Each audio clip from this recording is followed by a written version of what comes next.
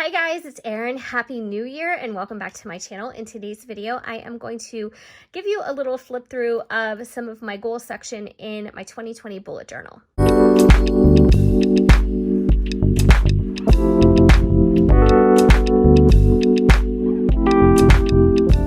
Alright, so I was really undecided until the last minute on whether or not I was going to bullet journal at all this year. This used to be my go-to method, and I can honestly say that the way I use it is more adaptive toward my interests and the way I like to do things. So I used to bullet journal almost just faithfully. I was using that as a planner and everything. And then I got away from it and I started using it more of a list making tool and somewhere that I could doodle and things like that, which I loved.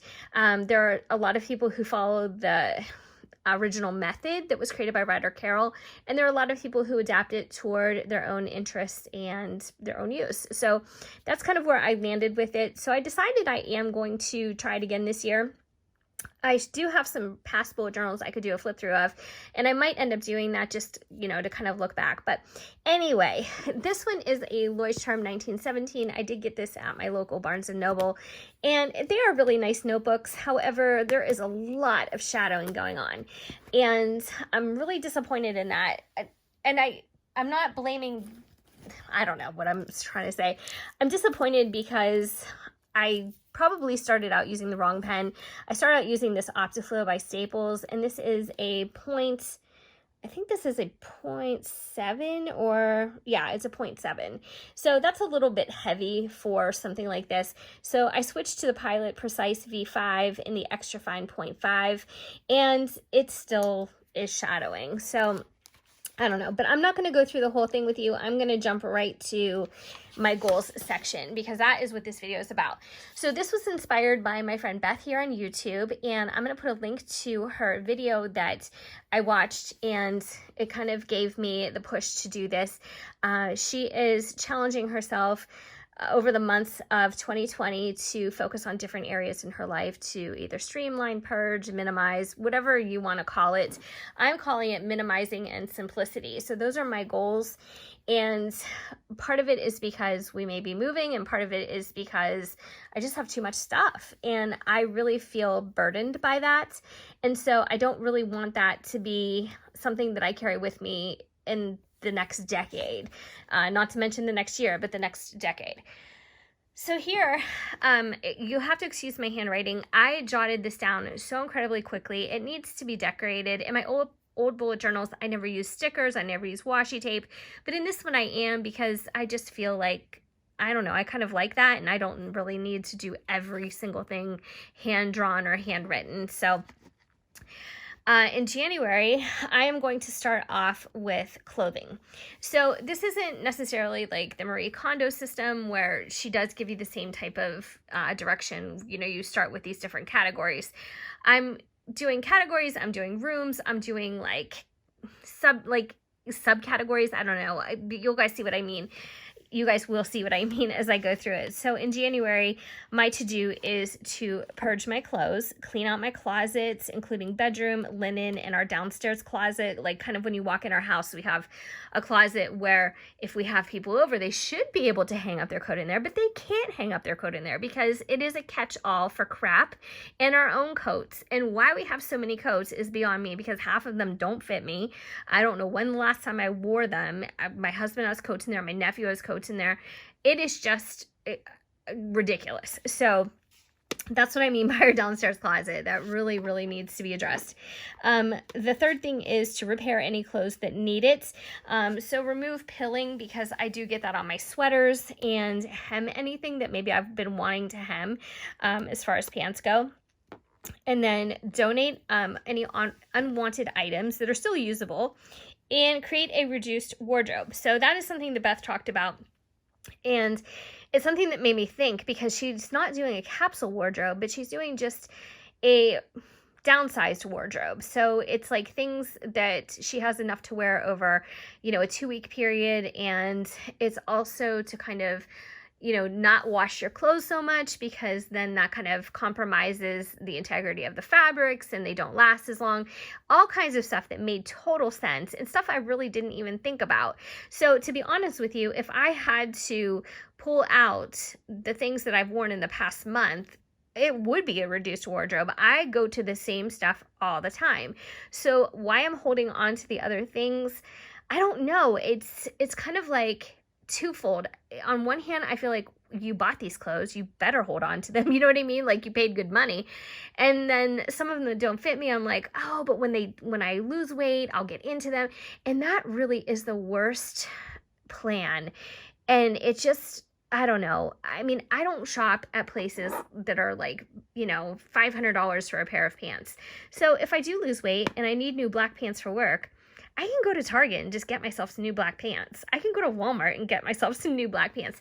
I don't know why I make this such a thing, but anyway, so that's what I mean by creating a reduced wardrobe intentionally. So I do want to go through that and see what I can make of that.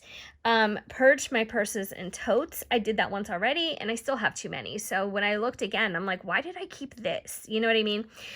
Purge my shoes. That is one thing I really have to address because I wear the same shoes all the time. So it's just crazy. Discard old socks and underwear. Those are things that I wouldn't donate. I don't know, maybe some people would donate socks, but I'm not going to. I just feel like that's a little bit too, I don't know, too familiar. So I'm going to be discarding my old socks and underwear. My mom got me all new socks and they are beautiful socks for Christmas. And I just feel like, wow, I can finally get rid of the crappy ones that I have. So that's what I'm going to do. There's no sense in holding on to everything. I want to purge my pajamas and loungewear because I just have too many. And I want all clothes in their proper places. So if I have sweaters, I want them in a sweater drawer. If I have socks and underwear, I want them in that designated drawer. Right now, when I wash something, I'm going to be honest, sometimes I just wear things out of the basket and sometimes I put them away where I didn't really want them to be put away in the beginning when I organized myself. So I don't know. That's just kind of my situation for that. Oh, and by the way, another goal, another plan that I had for 2020 is no nail polish in January. My hands are so dry. My nails are brittle. They're stained from too much polish, too much dark polish. And yeah, that's my plan for January. All right, so let's get into February. February is a craft room focus, so I want to empty my drawers, the closet in there, the baskets, the organizers, everything that I can. I want to put all like items in piles, and then I can sort them, discard anything that I don't want, and donate or throw away accordingly. So some things that are like art supplies and things like that are still good, I do give that kind of stuff to Goodwill because I know people can use that, and I would buy that if I needed something there. You know what I mean?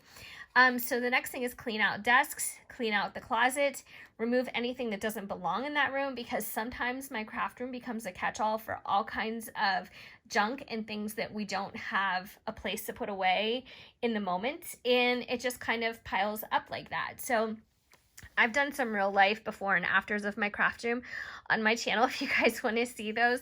And honestly, it's just the way it goes. I mean, we're just kind of, we work full time and, I have other things going on like everybody. And I just feel like sometimes I don't have enough hours in the day. And I think that's how things get out of hand. I want to wash the curtains in there. I want to paint the walls and I want to remove the elliptical that we have in there. So moving on to March, the focus is going to be linens. So I want to sort and purge all of our bath towels, our bed sheets, blankets, kitchen towels, throw rugs. I want to find new storage solutions for all of these items or reuse the storage solutions that already work that we have. Donate any usable unwanted items like blankets and things like that. And usually those I take to a charity, a local charity, because they give them away. They don't, not like Goodwill where you have to buy something, they actually just give it away. And then I want to throw away any unusable, unwanted items. Like if it's really like poor towels that just aren't going to make the cut, maybe they're ripped or stained. A lot of our old towels we did donate to a local dog shelter before. Oh my gosh, they were so grateful for that, and they were just ecstatic because they can use those to clean up the kennels and things like that. So there's a lot of creative ways that you can donate your items. It doesn't always have to necessarily be the local Goodwill.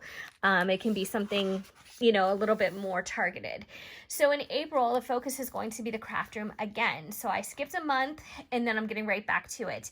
And I wrote that the craft room gets messy and disorganized the quickest. So I'm going to repeat any necessary steps from February. Create organization that is sustainable. So that is one thing. A lot of times when I deal with my craft room, I just kind of put things where I can, where they fit, where, you know, just try to get done as quickly as possible. And a lot of times those methods aren't sustainable. So that is why I have the craft room listed twice. And I also have my clothing listed twice, because I think those things are easily, or they accumulate quite easily. So in May, the focus is going to be the garage, and I don't have anything written here because I need John's weigh-in on this. And in June, the focus is going to be our refrigerator and cupboards.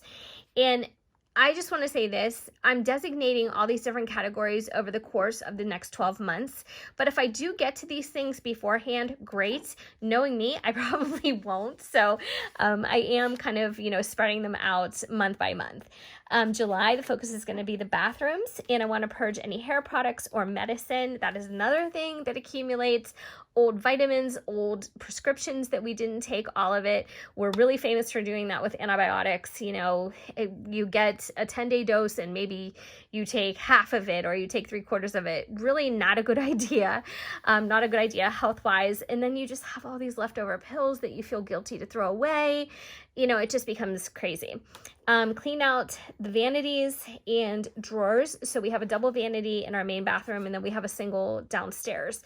And purge any unused items and items that I'm not using, or items that maybe have been sitting there for a while, and organize the things that I'm keeping. And then I want to clean the shower, the toilet, and the sinks, wash the blinds, wash the shower curtain, wash rugs, and clean the light fixtures. These things, number 3 through 7, are things that we do all the time, but I'm just making it part of the massive purge and focus. So let's get on to August. The focus is going to be the basement. And again, I need John's weigh-in for this because a lot of those things that are in our basement, I either need his help with or they belong to him, like tools and things like that. September, my focus is going to be makeup. So I have to write down some prompts here. And I did purge my makeup one other time last year, but oh my gosh, it really needs done again. In October, focus is clothing part 2. In November, my focus is going to be Christmas decorations, because we always decorate the weekend of Thanksgiving, or the weekend right after Thanksgiving. And so what I want to do is, while we're decorating, get rid of things as we go. So I want to pull out every single thing this year and go through it. And if we're not using it this year, it's got to go. So we're going to be donating those things. In December, I have not decided what my focus is going to be, because December's a really busy month. Of course, it is for everybody. So I'm not really sure, you know, what I'll get into organization wise, but it may be just another repeat of clothing or something like that. So that is my 2020 goal system in my bullet journal for the coming year. And I'm really excited to get started and just to tackle all these things and just to keep things moving, keep things going, and make sure that, you know, I don't have these down times where I'm not focusing on anything. I really need to focus on one area all the time. So thank you so much for watching, guys. I really appreciate it. And I hope that you will be back for my next video, and also be back for my New Year's budgeting, which is going to start this weekend. So I need to give you guys an update on our debt. I need to give you guys an update on our paycheck. I'm probably going to be starting stuffing my cash envelopes again. So it's going to be a lot. It's going to be really like intense as far as content goes, but I'm really excited to get back into it. So I hope everyone had a safe and healthy and a very happy new year, and I'll see you guys next time. Take care.